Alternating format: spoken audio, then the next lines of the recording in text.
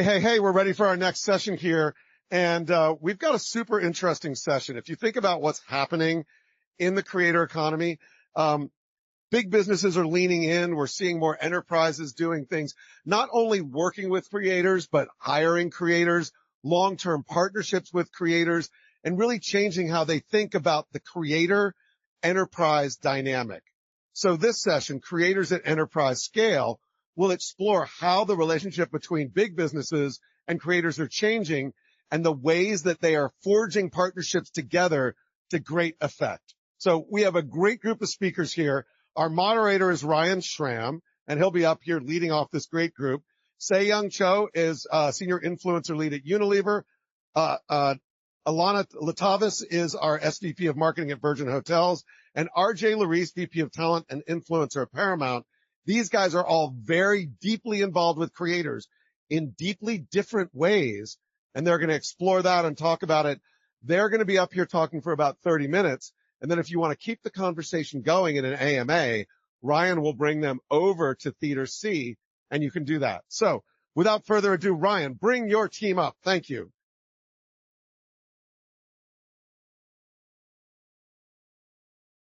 Good afternoon. Welcome, panel. Hi. Hello. How are we doing? I think we're going to be the most fun panel of NAB show this year. I think we are. That's the goal. Security's coming. So they dragged us out of here. The AMA goes till 9 o'clock. Cocktails. Yeah. So I thought we'd start by just unpacking a little bit about each of yours career journeys and then talking about the commonalities and the contrast that each of you have inside of this incredible creator economy at scale. Here we are, right? So Saeyoung, let's start with you. Okay. You have like the elephant in the room as a marketer right now, right? So your new boss, Fernando Fernandez, came out and said, I want to increase social spending next year to, I don't know if it was misquoted or fully quoted, 50%, 50% of the global expenditure of Unilever. That's not a small amount of money last time I checked. Yeah. So what do you think about this? Is it just as simple as trading TV for social, or is it more nuanced than that? Definitely more nuanced than that. And while that was the first time the public was hearing about it, it is something that has been in progress for a long time at Unilever as part of a social first transformation. And the reason why we can quote that number quite so high is the way that we're thinking about it.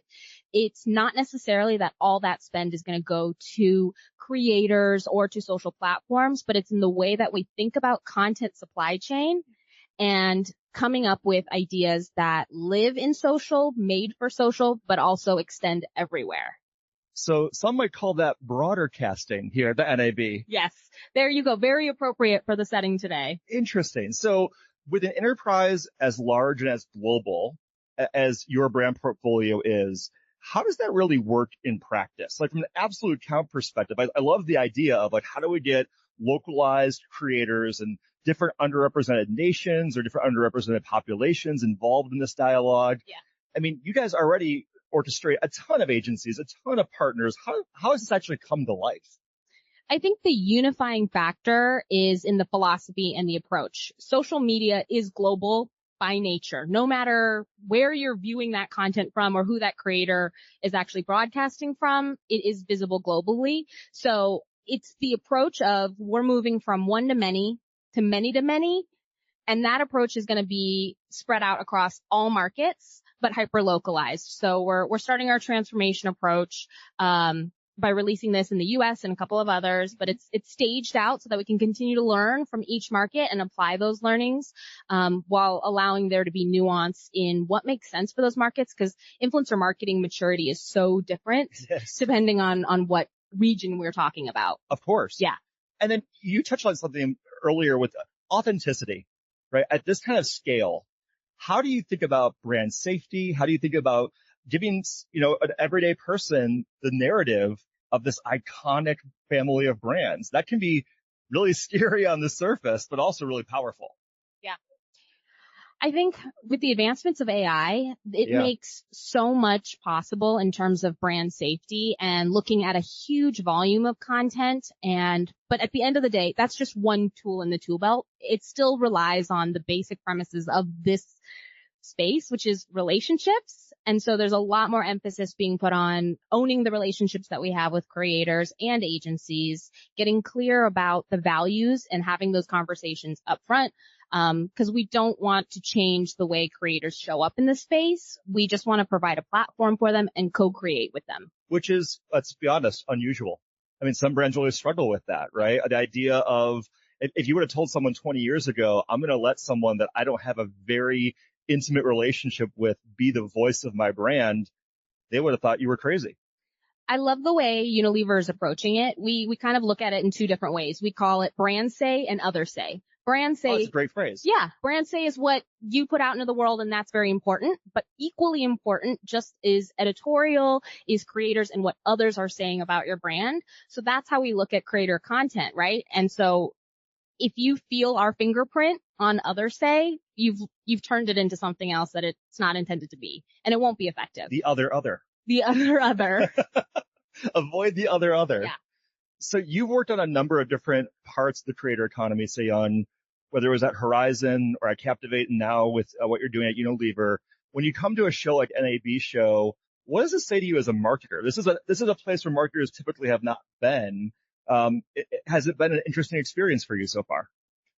I think as somebody who started my career in social and digital, right, I came into these rooms and spaces as the youngest person, and everyone was looking at me to tell them what to do on Facebook and, how I should manage the giveaway on the Facebook tab. And it feels almost, coming into this space, I again feel young, and yet I've got a ton of expertise and grassroots knowledge and experience and horror stories and success stories to share about creator work.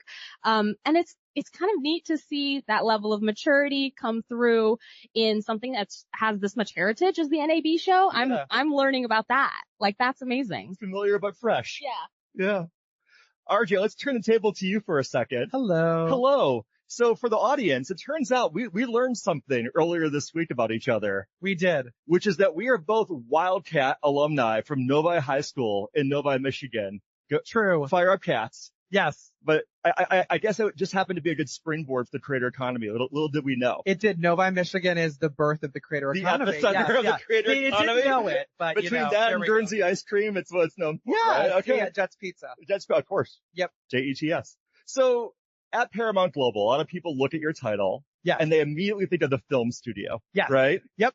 But Paramount Global today is a lot more than just what the film studio used to be. Tell people what that's all about. Yes. So right now I oversee influencer creator relationships for everything within Paramount. So that can mean the SpongeBob toy that you're buying at Target. It can mean Paramount Plus, any of our properties there, the entire Taylor Sheridan universe. I mean, there's a lot when it comes to it, but we're not just doing brand deals with creators. We're also putting creators in movies and in TV shows and in animation. Like, we're filming something a week from Friday where we're putting creators in an episode of Teenage Mutant Ninja Turtles, and no one else is really doing that with creators the same way. Yeah. So we're continuing. We've got a movie coming out for Nickelodeon next year that is all creators as leads. So we're just I'm trying to give creators opportunities no one else is giving them so that they love the brand sentiment. It continues. And then when I go do a brand deal with them, they're like, oh, you gave me this cool opportunity. You invited me to the Kids' Choice Awards. You took me to the VMAs this year on the creator track.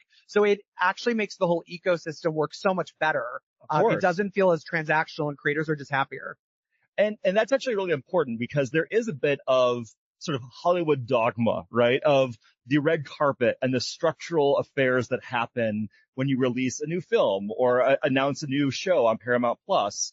And publicists have dominated that space for so long. Not anymore. But not anymore. Not anymore. Talk to me about both the opportunity and the tension that comes from that as you look at it with creators. I'm going to start with the tension. So, because I like to start with the fun stuff. Oh, the hot goss is so good. I will say in a positive way that it has not always been easy to crack people with creators, but what I always do is show it to them. I prove it. So I'll show them, if they don't want to do it, I'll do it with another line of business, and I'll come back and be like, here's what we got from this. We spent X amount.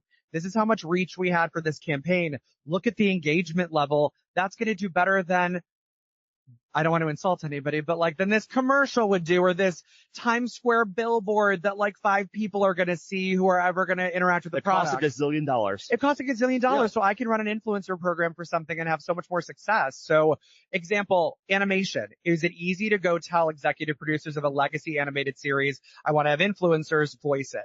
No, it's not. But I show them other things that I've done. I also say to them, they're just a voice. So if they don't know that they're an influencer, no one's going to know. And if they do know, then maybe they've brought their audience over. That's right. And so it's really like low risk, high reward when it works. So, I mean, there were 12 influencers at VMAs last year. This year I'm trying for 100. I'd struggled to get one ticket for the Kids' Choice Awards for Brett Rivera to come, and he was nominated. And now I have 350 creators come every year. So I just prove it. And once I prove it, then it's great for the future. I've never had any issues getting people to return back after they've had success the time that we do it first. So how do you handle that scale on a practical basis? Because 300 people at an award show sounds incredible, as creators, but that's also a lot of wrangling of just human beings who, eat, breathe, and sleep content creation. What does that mean for you? I wish that there were a nicer answer for this, but literally we just do it in-house. Like we worked with 1,800 talent, 1,500 which were influencers in the month of January alone. And I'm the only staff person who works on the team, and I have 3 contractors. And so we're not killing ourselves. Like we're going to sleep like we've got work-life balance. I will say the number one tip is I work with good talent. I work with nice people. I don't work with bad agents and managers. I don't work with people on the kid space. If their mom sucks, that means I'm not working with the kid either. I just don't, there's not enough time in the day. Yeah. And there are enough influencers that actually want it, that are going to do the hard work. They're going to turn it in on time every single time. And I would rather work with those people. When I work with someone who's not great, I won't do it again. If there's an exception, or if they come back, or there's one talent and I refused to work with him for many, many, many years because of his manager. The second he switched representation, I started working with him again, and it's been amazing because the manager was terrible. So it all depends on the creator, but there are enough creators to work with them across all of our different business units to work with good people. I don't need to work with people who are terrible. That's great advice in general. Don't be a jerk in life. Yes, right? Don't be a douchebag. I don't know if I can say that, but there you go. We're live somewhere right now. There we go. It's good. Yeah. So have you visited the Yellowstone pop-up yet at Wynn, the steakhouse? I did walk past it yesterday, but I did not end up going in. But I'm watching Yellowstone right now. I just worked on a big campaign for it for the launch of the final part of the season, and I started watching the show, but it's a ton of seasons, so I'm just trucking through it. Now that White Lotus is over, I've got a little bit more time. You have some bandwidth for that? I do. So even as a practitioner in the industry, you too love to consume the content. Yes. Yeah. I mean, for something like SpongeBob, I watched it when I was a kid. You're making a Kool-Aid and drinking the Kool-Aid. But like for something like Yellowstone, I want to watch that because if we're coming up with the creative in-house, we're not hiring an agency. Yeah. So I have to know what's special about it. So we have a show called School Spirits that's on Paramount Plus. And we did a huge influencer program for it because the show lives on social. Mm-hmm. It's very exciting, and the conversation happens. And I wanted to watch that show. Yeah. One of the pieces of the campaign, we did mailers, but a week before the episodes would drop for each episode, we sent mailers with custom premium items that teased what was to come. And we also gave some misdirects just for fun. And then we encouraged people to go on social and theorize what was happening. Yeah. We had like 600 pieces of content posted. We didn't pay anyone to post any of it. We just paid for the mailers, and it was wildly successful. So that's something we'll continue to replicate in the future. But to do that, I had to watch it. Experiential gifting. Yeah. That's what we're calling it. Yes, experiential gifting. I like it. At scale. Yes, at no scale. Less. Yeah, it's just us. And honestly, there are some times where we'll leverage an agency for something smaller like gaming, but for the most part, it's us and just living and breathing the culture and taking general meetings with talent all the time, meeting people, coming to things like this. And it's been easy and fun to do. That's great. Alana, you lead marketing for arguably one of the most exciting new properties here in Las Vegas.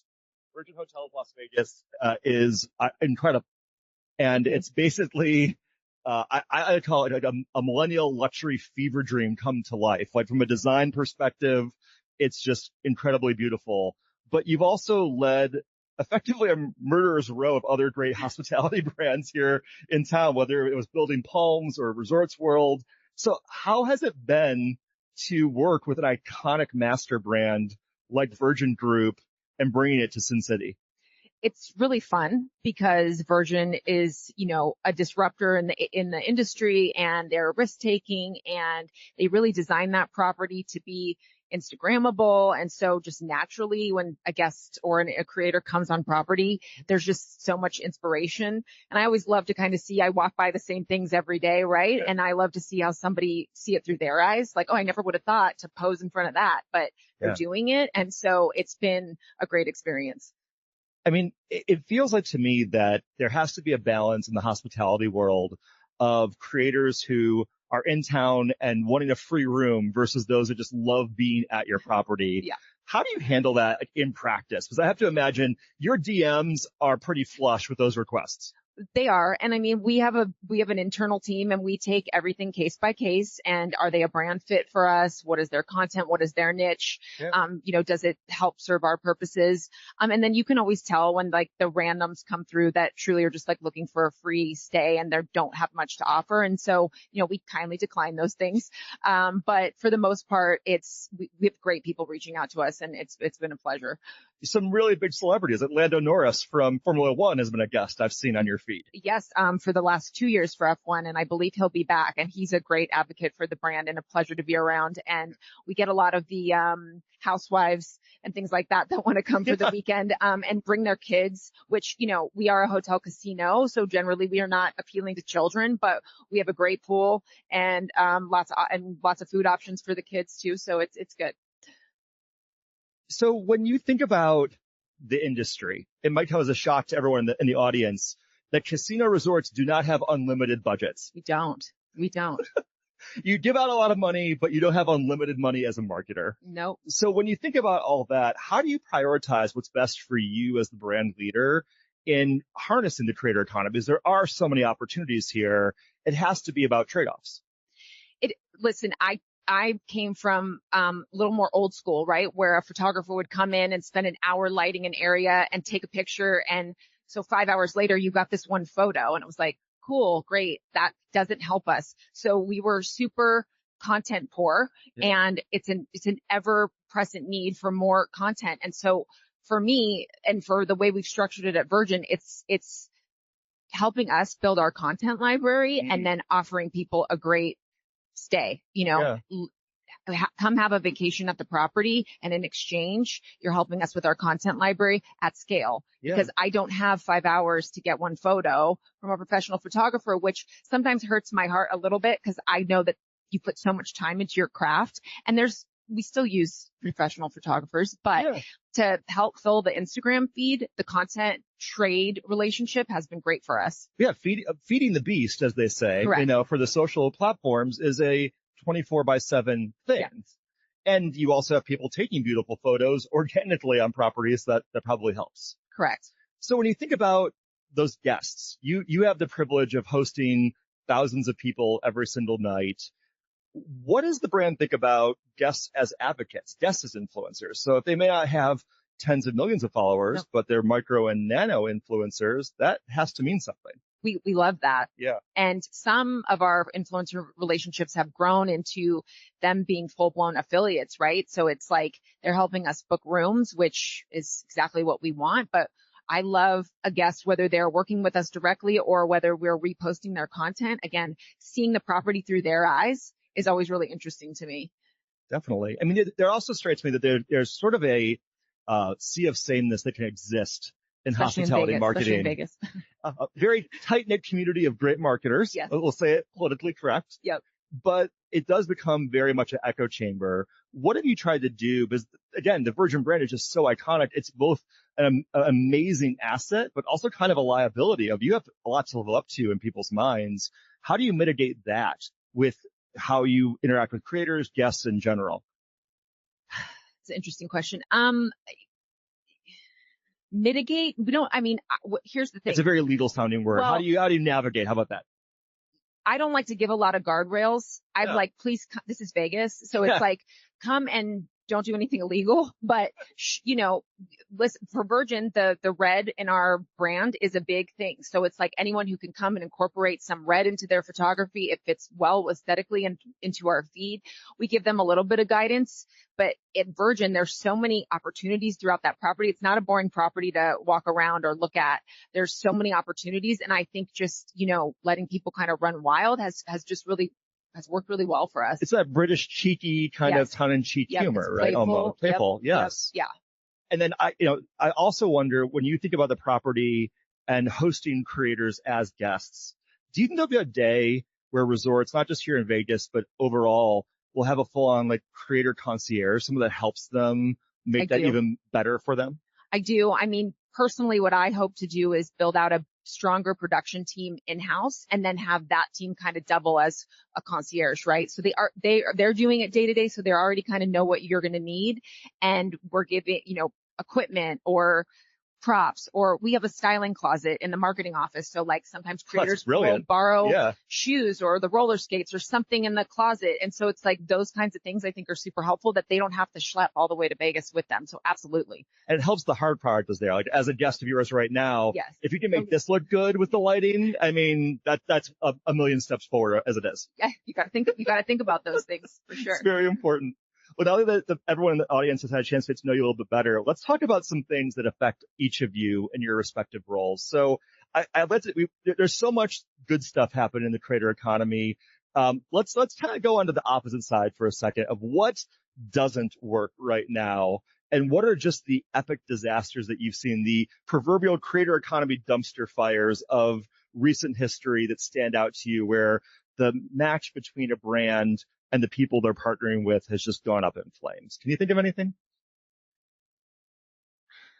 I don't want to blast anybody on a bad match. No, it's okay. I will say though, I think something on the other side as we see our space reach into maturity is I think about what does banner blindness look like in the influencer space, right? And are we getting to a place of fatigue? Because I will admit, I've been in this space for a while, and you do sort of start to get bored of the sponsored content, right? Hey, and like, how many times can we hear the same thing?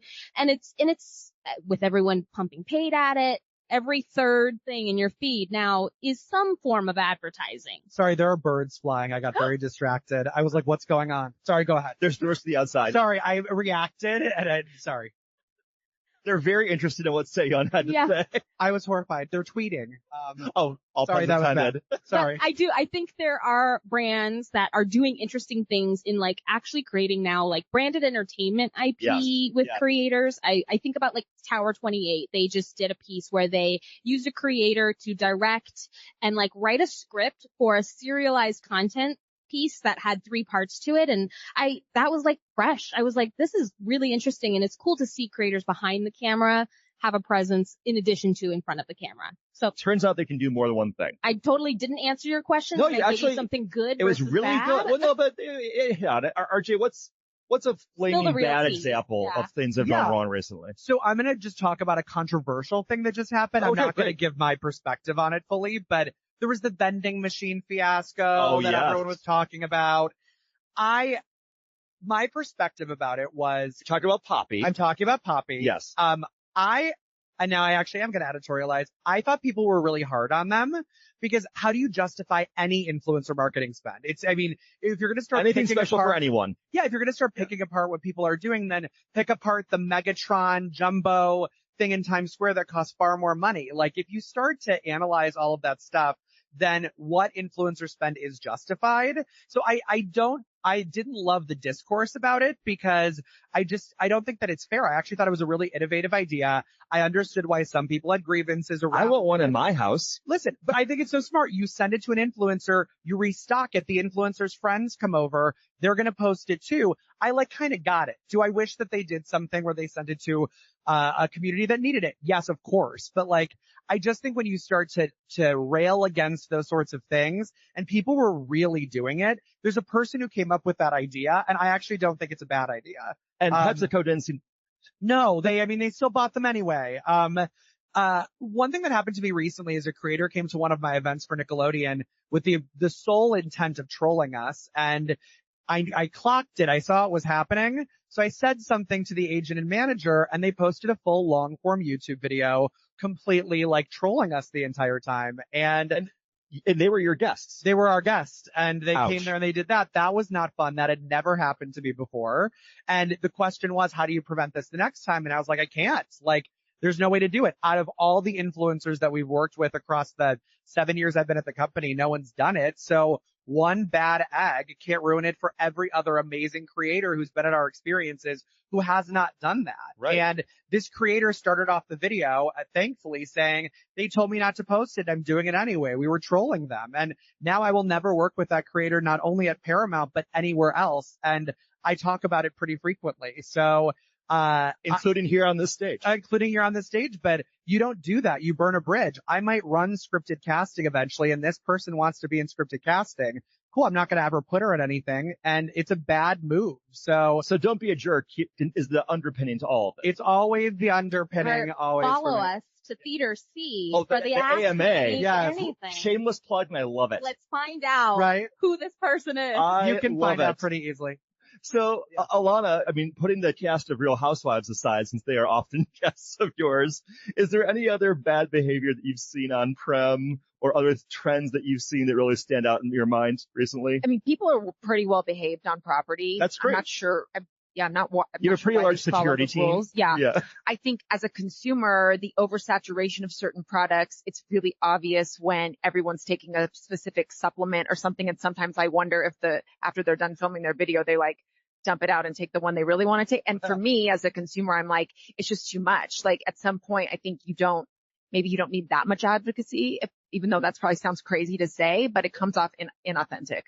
Yeah, I agree. That fatigue at scale is definitely a commonality, especially in certain sectors. It feels like in CPG, FMCG, entertainment, hospitality, it runs rapid, where in other categories it may not be as prolific just yet, right? And there's also kind of a lack of creativity to it, right? Where there's a formula and you just kind of plug into the formula and you hope that it works for you, I suppose. Yeah. What do you think about creators should live in your org? So I'm going to start with you, Alana, and work backwards because yours is really interesting. You're very integrated, very vertically streamlined at Virgin Hotels Las Vegas. But has there ever been a turf war of, hey, these influencers should be working with the PR folks versus the social folks versus the brand team? How does that work? Well, in my case, that's all me. Well, yeah, you happen to be a Jill of all trades. Yeah. No, I don't think that's not a problem. I mean, but I do think that they should live within marketing. Yeah. But now more and more my PR agencies are doing more with influencers, and generally it's a good experience, but sometimes it's not. But I think they should definitely live within the marketing and social media teams. RJ, you're also a unicorn. I mean, it being consolidated inside of an organization as large as Paramount Global is unorthodox to say the least. But was that a turf battle for it to evolve the way it is now? Yes, it certainly was. A very strategic turf battle. No one wants to touch influencer until it's successful and buzzy, and then everyone wants it. But my philosophy has always been all things influencer should live in one place so that we can use all of the different opportunities to help with the other opportunities. So if I invite someone to the VMAs, like I said earlier, it makes it easier when I want to do a brand deal because they've had such a good experience with the brand. So I just evangelize that, and that's why it's all worked as well as it has, and it's centralized now, but it wasn't, I mean, it was divided. I mean, it's been a few years of that, but now I think everyone understands, like, this is where it's living, and you've whipped them into shape. Yeah. You've helped them understand. I did. Jim's laughing because he knows. I think that I have interacted and activated influencers from the PR lens, the media lens, the brand lens, the agency lens. So I sat at the many seats of the round table, and especially at Unilever, the business is so large. Consolidating would be near impossible. I think it's not about necessarily like saying one person has to own, at least for our business, the influencer space. Like there is opportunities across media, PR, creative, social, of course.